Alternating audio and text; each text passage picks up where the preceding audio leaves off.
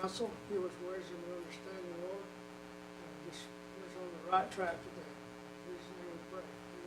Amen. Amen. Ms. Shelley, will you call the roll, please? Yes, ma'am. Janelle Fulbright, Present. Dick Blake, Here. Jack Baker. Here.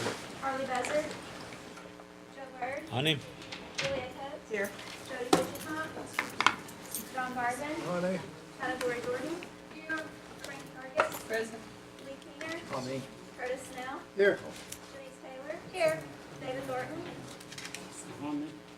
Victoria Vasquez, David Walkingstick, Kara Cowan Watts. Honey. We do have a quorum. Thank you. Next, the chair will entertain a motion for approval of the minutes. Second. Okay, we've had a motion and a second. All in favor of approving the minutes, let it be known by saying aye. Aye. Opposed? Minutes are approved. We'll go right into reports. First, we have the report from the Claremore Indian Hospital. Looks like Mr. Valuers is not here, and he sent his compadre. Yes, you're stuck with me again. I apologize. Oh, you did good last time. I told him it was so much fun, he sent me back. So it's not entirely true, but good to be with you again. I think Mr. Valier sent his report in. Not a whole lot of change from last month. I emailed the answers the best I could to a couple of the council people, and hopefully they forwarded those Yeah. on. We got it. Okay, very good. So I would entertain any more follow-up questions on those if you had any. Go right ahead. Thank you. Hello, thanks for coming again, and please tell George we I will. miss him. So just really quick, could you update us on the MRI? Is it still on track per the last report you gave us last month? Correct. Those dates, as far as we know, are still good. So they were finishing up the foundation groundwork last week, and as far as we know, all the dates are good. So If the dates change, could you alert the chairwoman so that she can tell the committee should they change? Sure. At some point, good or bad? absolutely. And again, I guess we're still seeing decreased revenue for the same reasons as last month. That's what my business office told me. Yes. Okay. And then could you go over the CHS numbers with me? I've tried to understand page 2. I think we were trying to talk to George originally about it, Yeah. and you inherited the same question. And I'm still struggling to know that I read these correctly. Okay. So the way I understand them, top line funded 470 cases. Out of those 470, 302 were Cherokee Nation citizens. Okay, so they would not be United Kituah Band or Eastern Band of Cherokee Indians, they would be Cherokee Nation citizens. I don't know that specific answer. Clarify Yeah. that for us? I think they are just Cherokee, but I will make sure. So basically, this tells me that the bulk of our cases going through are Cherokee Nation citizens, assuming that is Cherokee Nation citizens and not all Cherokees. Correct. And then on the CIH clinics, that's the internal clinic referral, correct? That's correct. So if we can do it there, obviously we're going to do it in-house. And that's not counted against the denials or deferred or funded. That's just, you've identified 132 cases. Right, so if we get, Correct. yes. Those don't go into those total numbers. Okay, if we're gonna know if we're doing apples and apples and oranges to oranges, so you do Claremore's lumped in.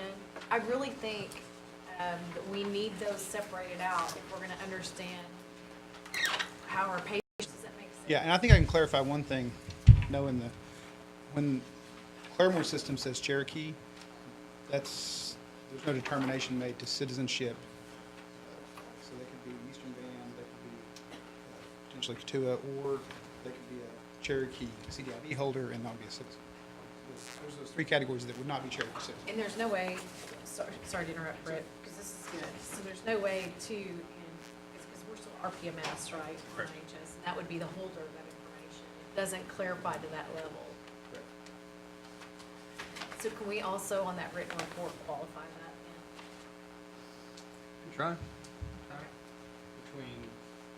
Between Cherokee citizens and Just what does that mean that Cherokee Nation, it doesn't mean Cherokee Nation, it sounds like. It just means the system Identifies Cherokee. identifies them as Cherokee.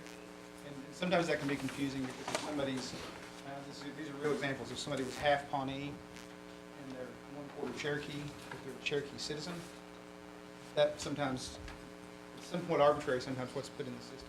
A lot of times it'll break down. Oh, I remember this. They'll put down, they'll Yeah. put in the one that's the, you know, that you're the most. Or the first Right, listed. right, so it's somewhat, it's not arbitrary, but it's, you know, they're just, their job is to determine that they're eligible. And they're eligible because they're Pawnee. So. If there's a way, I think even if we can't break it out separately, so we know, and I think the most important thing besides citizenship is really where the patient originates, so we can tell what that caseload workload is for each facility. So it sounds like we can only clarify what that means on that number, but we can still have an opportunity in your report to break out where the patient originates in the primary care. So. And there's a number of reasons why I think that's important, not just the contract health service. So, okay, thank you. Thank you, Madam Chair. Yes. Counselor Taylor? Appreciate you both. On these questions that we had asked last month. Yes. Question 6, what 3 things we deny or defer are, number 1, is listed as MRIs. Correct. So is it safe to assume that we can see some changes in these numbers once we get our MRIs? Yeah, I mean, that is number one thing that we deny is MRIs, so those should all Once we be, get those in-house, all should be we done. gotta see. Okay, very good. Thank you, Madam Chair. I think that's part of the excitement for us to get that, so. Frankie? Why would you deny that if you can't do that in-house? Why would that be a denial? Why would we deny the MRI? Because we can't do it in-house, is that what you're saying? Yeah, if you can't do it, why would you deny the referral? The referral for the MRI? Because it's not at that tier level of what we, you know, each week, you have all these cases in life and limb, you have so much money, and once you get to that money, then everything else is deferred. MRIs, I mean, they're really not an emergent MRI, so we never get to those people that need MRIs. So we have the funds to pay for them. Yes. Madam Chair, just for discussion purposes to help illustrate, could you talk about the 1 through 27 categories that the feds through IHS have for contract health services at 1 through 27 in terms of, or they changed it? I don't know if it's still the 1 through 27. But like what that means, like what that process looks like to help people understand. I'll give you my best shot. So there's obviously different levels, 1 through 27 or 26 or whatever it is. And even at Claremore, we had so much need that we actually broke it out into 1As, 1Bs, 1Cs. One is life-threatening. and One is immediate, life-threatening and right? immediate, so if someone had a cardiac event, a heart attack or something, you don't take care of them, they're going to die. That's going to race to the top, obviously. We usually don't get past the ones. And that takes all of our budget for the week. So, the MRIs, all these other things that people really need, we never get to because all the life limb type of issues take up pretty much the entire CHS budget for the week. So, we'd love to get down past the ones, we just never get to. Thank you, Madam Chair. Any other questions or comments? All right, thank you. Thank you. All right, we're ready for Miss Connie Davis.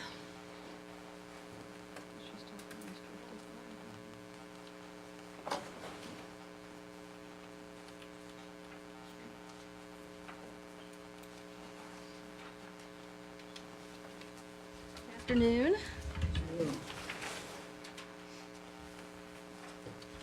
Just to highlight some things from the Health Committee report for the month of December. And you have this in your packet, but I'd like to just go over it and let you know kind of year-to-date how we've compared to the previous year. OMP Mankiller saw 8,366 patients in the month of December. Redbird Smith saw 9,538. Salina saw 7,654. J, 6,721. Nowata, 4,229. Muskogee, 12,519. Bartlesville, 1,768. Veneta, 5,429. The Godoogie Clinic, 311. And Hastings Hospital, 24,945. Our behavioral health services saw over 1,044 patients, and 753 of those were unduplicated. So about half of those patients were new patients to be seen. Jack Brown Center currently has 16 residents, 10 males and 6 females, and we have 13 on the waiting list. And that's pretty consistent. It's not uncommon to get up to 18 to 20 people waiting on our Jack Brown Center. So I bet we have it full in April when we have that grand opening. We had our groundbreaking at Cooey Scooey on December the 20th, despite the cold wind and air. It was a nice turnout for that. And just to highlight how much patient visits are up with all the groundbreaking and construction going on, and make you feel better about this decision, Bartlesville patient volume for the year of 2013 was up 14.6%. That little clinic. Nowata patient volume was up 10%. Redbird Smith, now they've been working in mobile homes, if you will, and their patient volume had a small decrease of 0.4%. So I think the docs and the nurses there should be commended for maintaining status quo as much as they can under those conditions. Three Rivers and Muskogee, their patient visits were up 15.2%, and in December they registered a total of 440 new patients. Bonita, patient volume was up 105%. That's pretty impressive. They also had the greatest impact on clinical measures in their diabetes comprehensive care measure.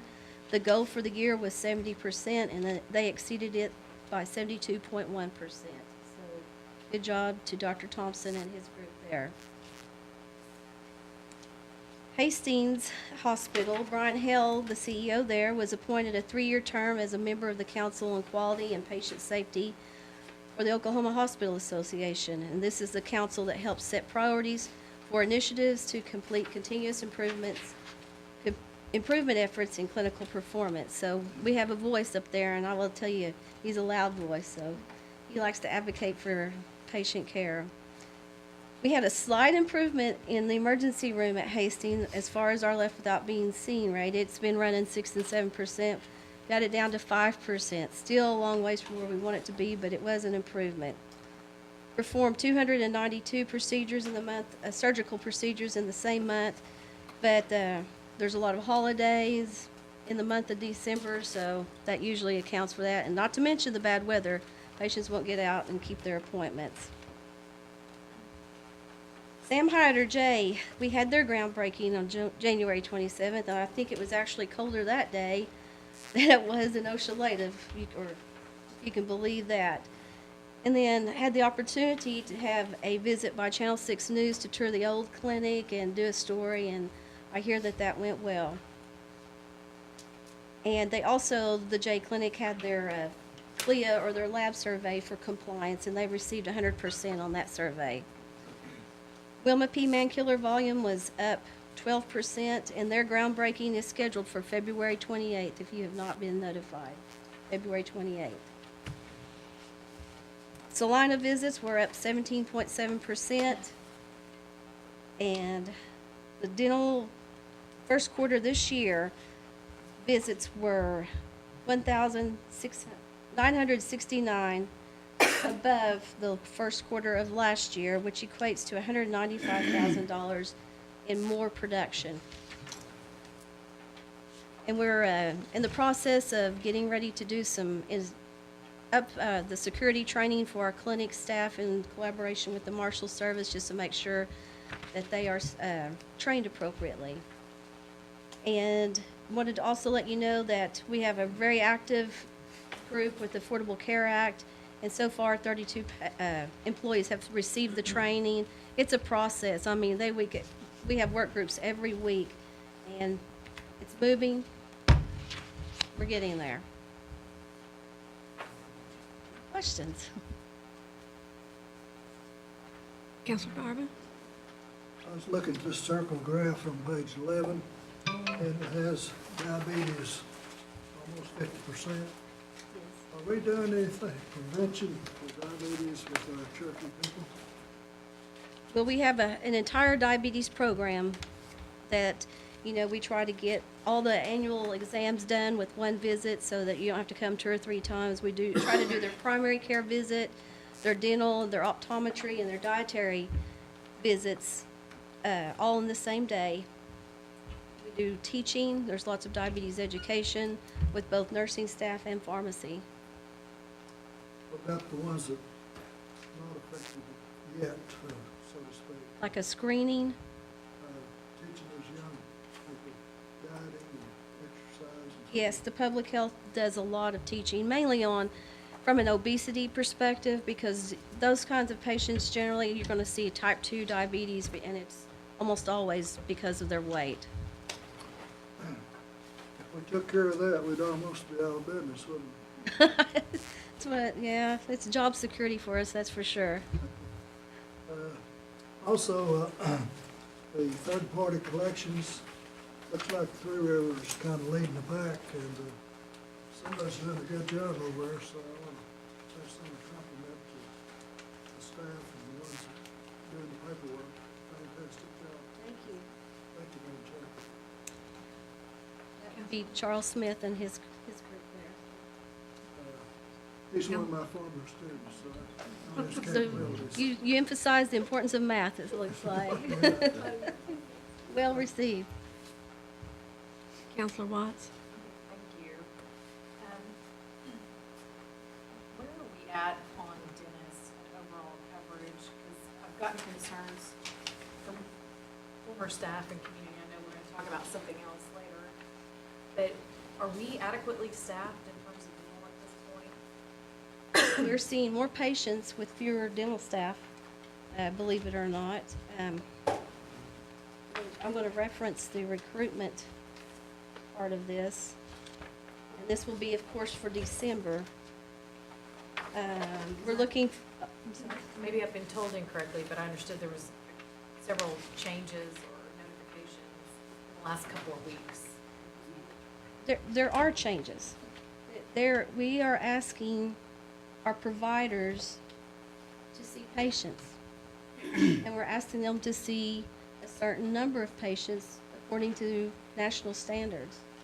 And there are 1 or 2 who have not been willing to go along with it. It has been overwhelmingly received in a positive manner. And a lot of people are happy for those kinds of changes because most people are there. They want to see patients. They want to take care of them. But unfortunately, there are some who don't agree with the new vision of seeing patients and providing dental care. And, so that may be something that you have your complaints about. Okay, I'm hearing a different version, so we can, of course, we can visit some more. But so where are we at on behavioral health? We had talked about a plan to increase their capacity and such, and I just gotten a concern from a constituent here in Tahlequah, actually, about not having a psychiatrist on, and they're now waitlisted. So I think that wraps into whatever your plan was. Do you have an update on that? I do. We met with all of the behavioral health supervisors, January 28th, I believe was the date. Had a very good discussion with them. I would be limited on what I can share because there are some confidential HR issues that were a big part of that. We have met with our recruitment office to discuss opportunities to recruit more psychiatrists. We know that as well. We're looking at their productivity as well. And we also spoke with CMB's staffing group and asked them to assist us in recruiting added psychiatrists this last week, as a matter of fact. Okay, and that'll increase capacity at Claremore Indian Hospital where we have Yes, behavioral yeah, health? Okay. yes. Thank you. And then on your contract health service dollars on your report, and that would be page 24 and 25 is what I have. I don't know what it would be on your report. But I don't have a number. It has like a line graph. Looks, yeah, it looks like barbed wire. Thank you, Janice. And light blue, pink, yellow, and then it has a year-to-date summary at the bottom. So those are contract health service.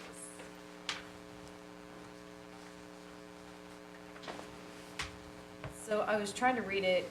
It said 76%, or is this a, maybe this is, I'm sorry, I'm trying to read my notes and get questions so I can keep them moving. It says somewhere in the report, I think maybe, well, I'll come back and I'll ask this, but it was like somewhere in the report it says 76% of 44%, so really it's 33% Cherokee. I'll have to come back. I was Okay. like confused by what it was. It was, okay, so on the contract health service, which would be our page 24, 25, what are examples of the 5 denied? Just going from, I could get Brett up here, but usually those are patients, or the majority of the time, from what I understand, the physician has not provided adequate documentation to meet medical necessity. So they could come back through then. Absolutely. And you resubmit it. Okay, then could you explain on the hearing aids what the final policy, or could you provide that to us? Because we haven't got it, I don't think, have we? No, Final. no, I have it, and I will send it before this day is over. Okay. And how will that be implemented at Claremore and the availability for our patients at Claremore, which is a large number of Cherokees? It is, and right now, they still will have to come here.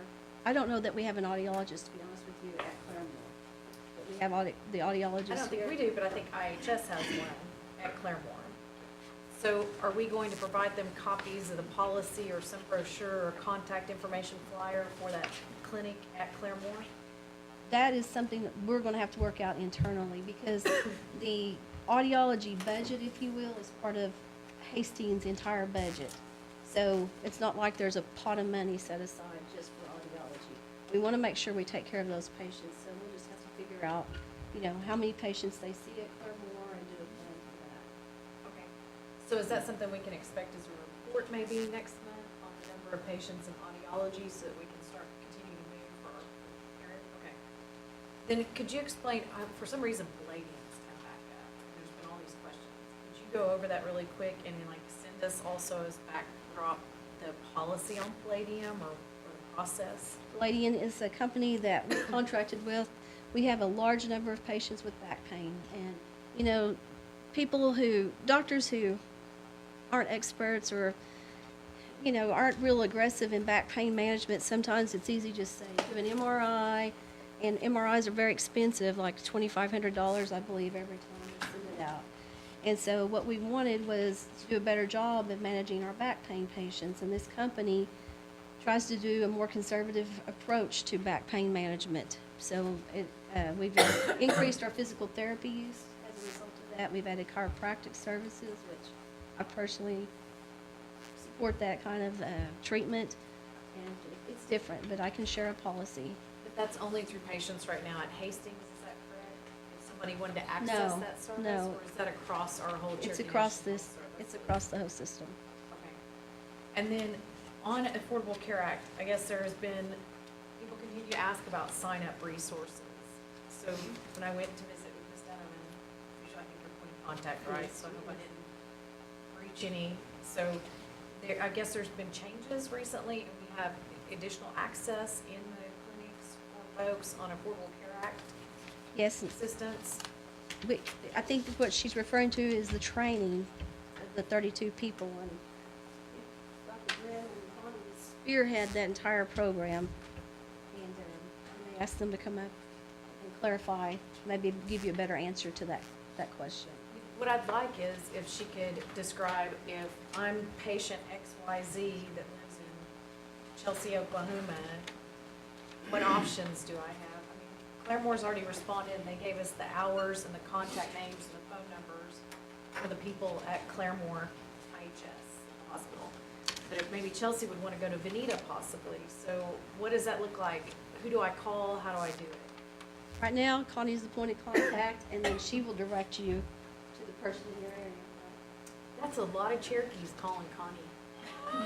So, will we get a list of these people at these various clinics with hours maybe that we We can can do help that. share that so that we don't inundate Connie with these phone calls? And we've been talking in our task force group meetings that we have every other week, Dr. Graham chairs on when we're gonna release all the information, we can get everything together so that we're not going back and changing and causing more confusion that the ACA's already caused all of us. But, right now, we have 30 certified application counselor CACs in all 8 clinics and W.W. Hastings hospitals. So all of the current PBCs, patient benefit coordinators, and 4 medical social workers in 4 of our facilities, which is Salina, Benita, Muskogee, and Salisaw, are all certified.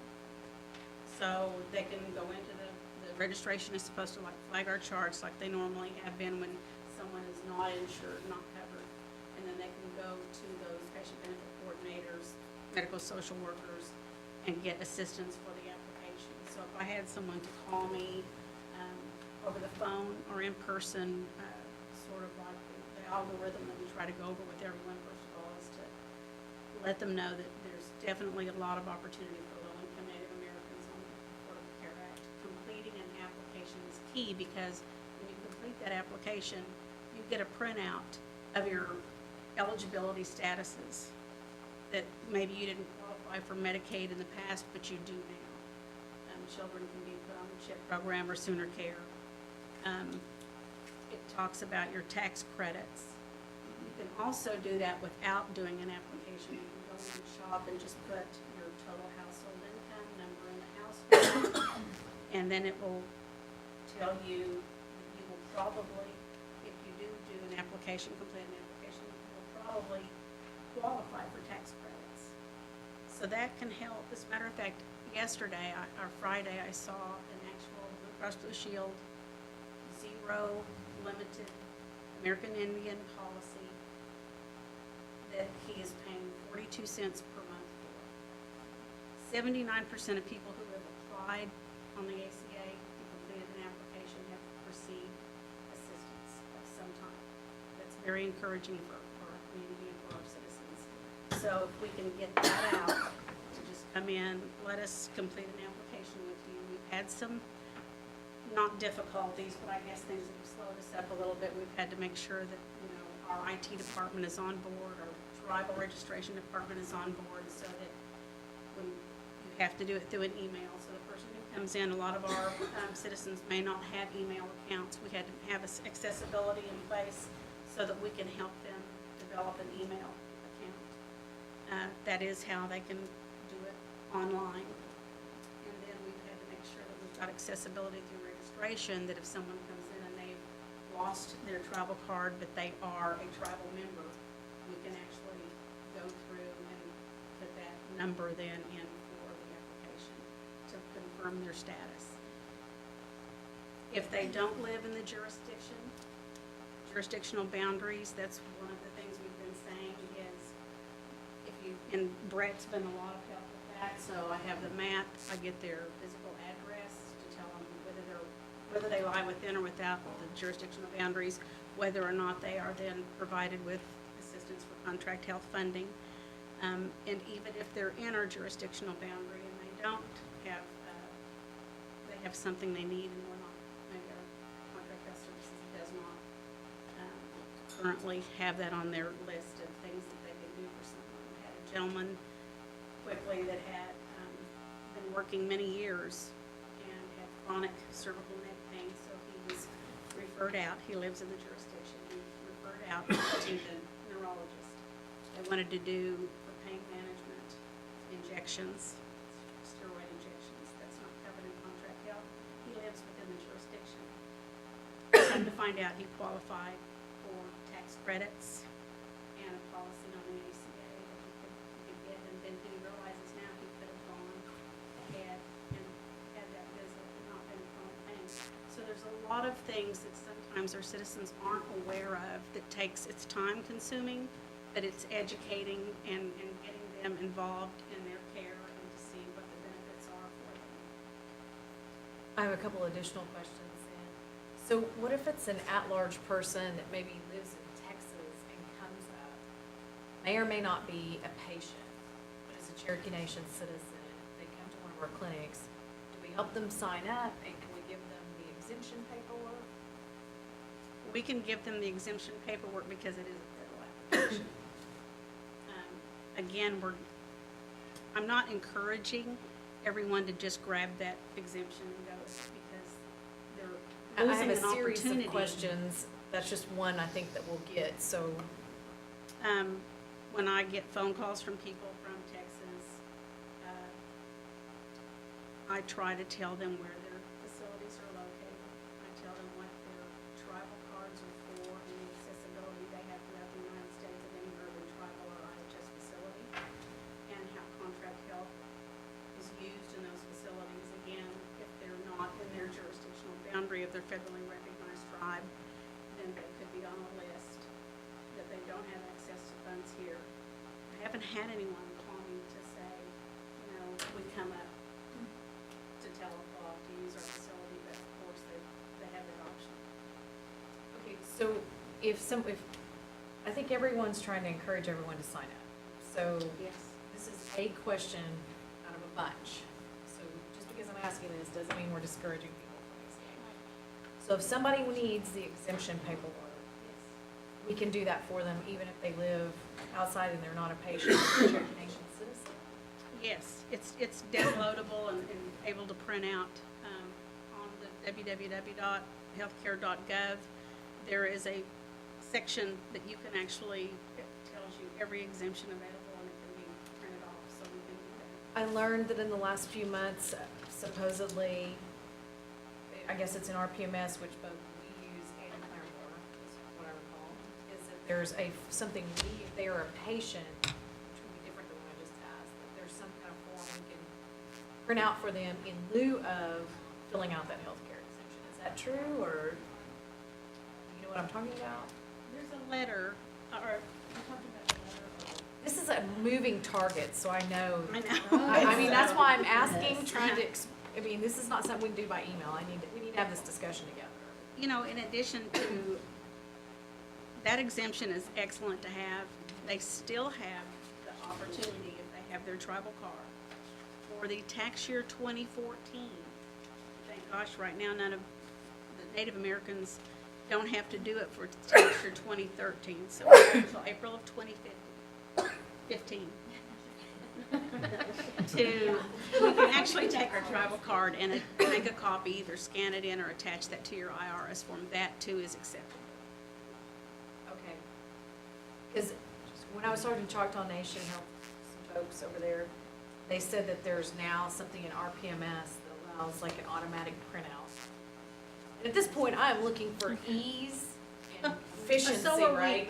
We know that So- the more places our people have to go, we're gonna lose them.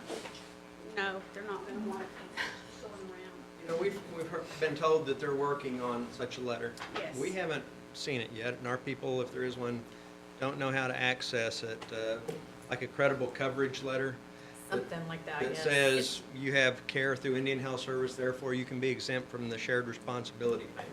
They're working on such a document, and maybe Choctaw had one developed themselves that they can print out, you know, I mean, This is some RPMS, they said. because So- it is allowable. That's an allowable exemption if you're seeing it in an IHS facility, whether you're Indian or not. And I think that comes from, we have descendancy, so it's easier for us, but some of those tribes that require like half or something, if they're descendants, so eligible, I think that's where that came out of. One last question. Affordable Care Act's focus on primary care patients, so are we geared up to provide primary care patients? Because the other concern I got in the last couple of days was people were not being assigned a primary care doctor, and they're in our system, Cherokee Nation system. I'm not sure where that information comes from. We have a lot on a waiting list, and we're taking an active role as we identify, and then Mr. Thornton and I helped him to this just this past week, so we'll get them assigned to primary care. we're looking at the list to see how many are on each provider's patient list, and then actively working that list. Okay, so if a patient comes to me, or a constituent, I just send them over to you, and that's how they get on primary care? Or how should the system work if we are Well, moving towards primary care? They should contact the clinic administrator in the respective clinic where they want to get their services. If they experience a delay, they may, then we're working on a way to triage most of those. You know, we see those who have medical issues get assigned first. But if someone's experiencing a delay, then give us a call and see what we can do to expedite that. You and your staff have been very helpful. Thank you, Madam Chair. Counselor Taylor? I just had a couple of questions. There is a significant increase in new patients and reactivated patients across the board. I suspect that's a combination of factors before the pandemic, and possibly our emphasis on healthcare as a nation. Is there anything else that's contributing to that?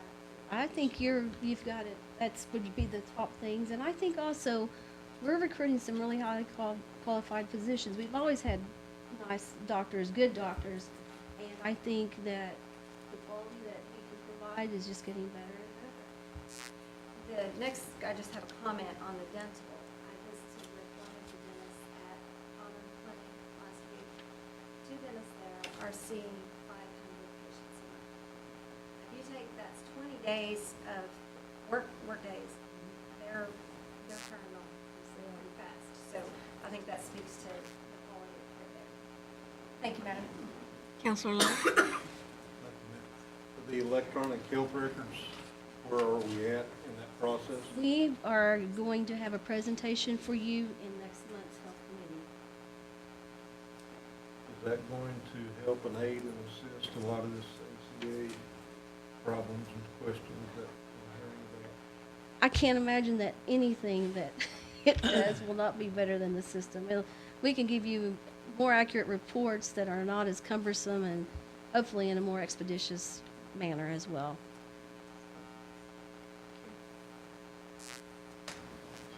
Counselor Keener? Thanks, Madam Chair. Could you repeat what you said about the ear care, the hearing aids, about the pot of money? That the audiology, there's not a specified audiology budget. It's always been part of the Hastings budget because it was a service that's offered there. And if it's referred by Claremore, then what, how does that kick in with Hastings? We'll see them, yeah. But that They is still have to definitely come to something. Hastings, right? We've got to find a way that they don't have to come down here. So that's just something we'll have to work with Claremore Hospital to see how we handle those. Whether it's process or making sure, it comes out of the 5%. And right now, if they're seen at Claremore and referred to Hastings, is that right? Mm-hmm. Then do they still have to have an appointment with Hastings to be seen again? Yes. But from what I understand, you come in, you see the doctor, and then if it's determined that you need a hearing aid, you come back to be fitted and get the appropriate because they're all personalized. And then it takes 6 weeks to make the hearing aid itself. Okay, then when they go to Claremore, are they actually given they're only given the diagnosis that they do need one? Is that right? I don't know, Claremore.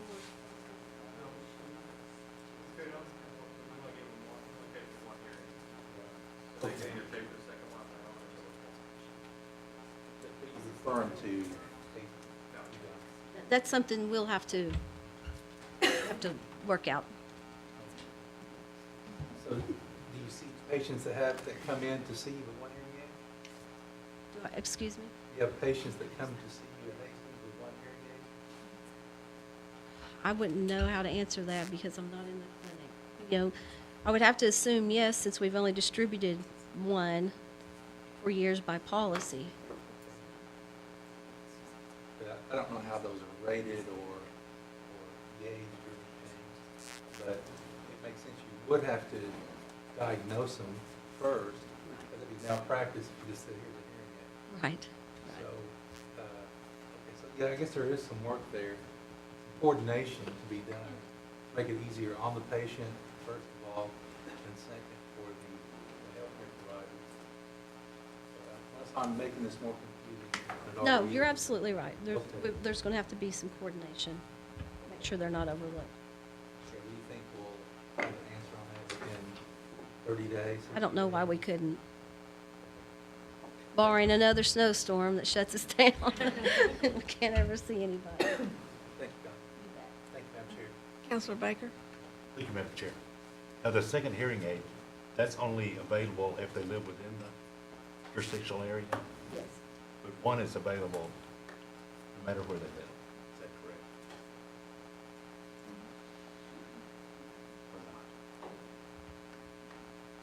But I'm assuming if Claremore would be available Well, no matter where they live. the second hearing aid, I haven't briefed you properly, I guess. We've met on this. All eligibles that show up to Hastings for hearing aid receive the one. We've got a process, and it's not a process that's moving parts, and we've not worked out the kinks enough to say, here's what we're doing. But we're screening for eligibility for the second, the Cherokees. And the thought was to work out the kinks, get the process rolling, and then grow it to the Northern District. So that's where we're at. But yes, every Cherokee that shows up, or every person that shows up that needs a hearing aid gets it out of the audiology budget. And then we screen for the second.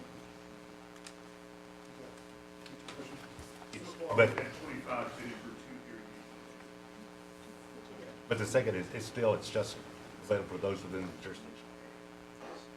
Okay, Cherokee citizen, within the TJS. Okay, thank you.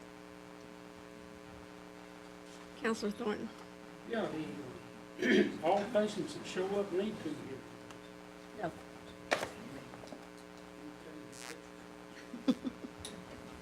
Any other questions? I've got one. Everybody down at Redbird is getting really anxious. The office furniture has arrived, and they're really thinking that our remodeled so-called new clinic is going to be ready right away. Do you have any idea of a date that we're shooting for? Not yet. I know we're waiting on some dental equipment to come in.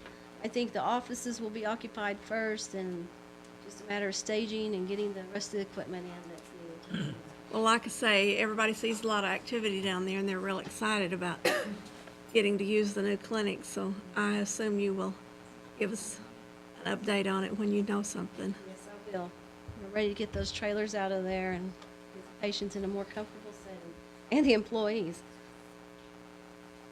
Okay, any other questions or comments for Connie? Just a comment. That was a good showing of your staff there, same kind of thing. I mean, a lot of your staff were there, and it was extremely cold. Oh, But, you know, the reports were good, and a lot of excitement there in communities, good feedback, so let's keep doing what we're doing. You guys are doing a good job. All right, thank you. Next, we'll move right on to old business. Discussion, possible action, 5% set aside. Counselor Lay. Oh, I'm sorry.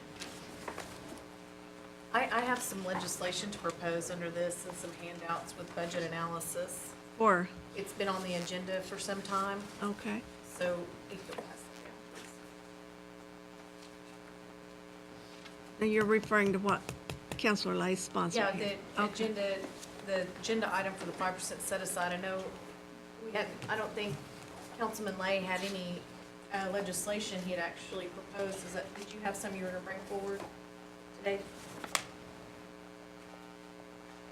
Well, this isn't mine, I'm going to withdraw my request.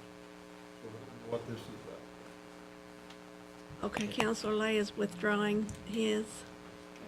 So, I mean, it's a proper agenda item, so if I make a motion to consider my act, which is per that, or amendments to act per the agenda item,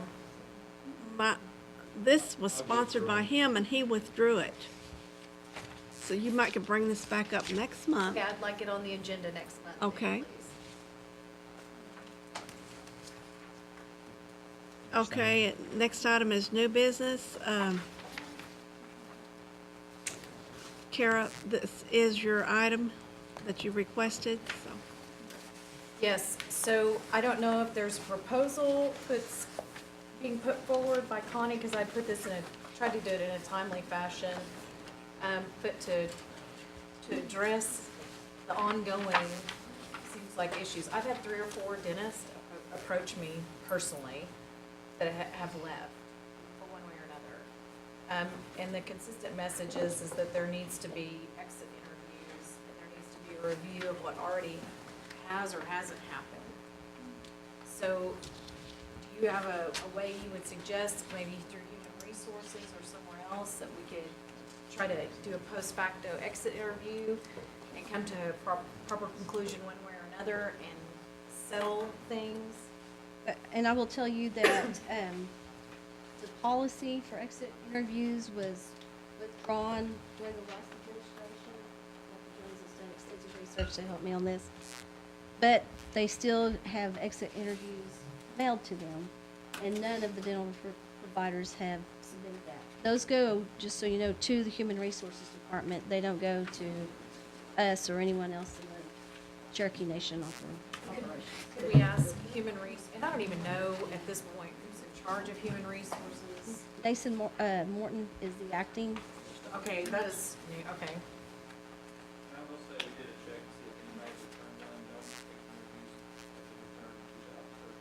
the return to Thank you, Dr. Jones. So maybe the first step, without expending any additional or like significant dollars or time, is could we have Nason send out those and let them know that they're gonna come to him or something to be compiled? Send out the exit Let's send interviews? it again and see if we have the opportunity that they'll fill them out this time. My understanding is it would take a policy change because of the one being revoked, reinstate the policy, and get it organized the way we want it to work. So I don't know if that's a question for me as a health director. I think the feedback you get is valuable, especially if you have an issue with the. I've had additional ones email me too, so that's why it came to this point. Right. So I can talk to Nason and express your request and see how they want to handle that. So, because I mean, at this point, there's supposed to be a number of them that would go on record, so to speak. And that's, these interviews. With the exit interviews? Yes, and I do not know. I am only trying to figure out how to get it resolved so we can move forward one way or another. So, I would ask, even if, you're as director, I would assume you could do this regardless of what the policy says. Well, or ask for it to be done. that is something we'll have to investigate, because we have been told the health can't do exit interviews because it's an HR function.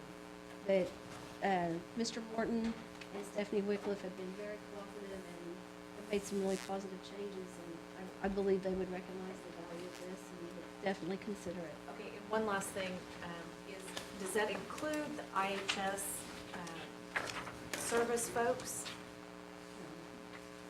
Is there a reason we can't include them in the exit interviews? They're still a resource and an asset, and they're still on staff with us. Sure.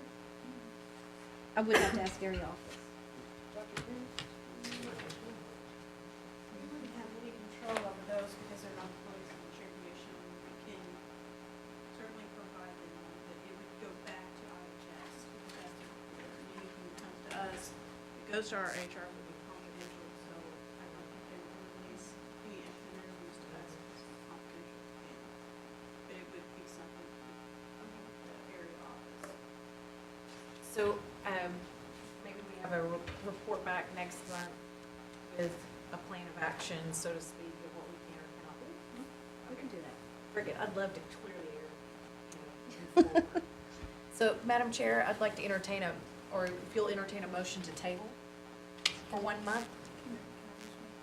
Yes, Speaker Jordan. If you have the comments, why don't you just give them the comment, and then maybe it can be resolved, whatever the resolving needs to be in a month.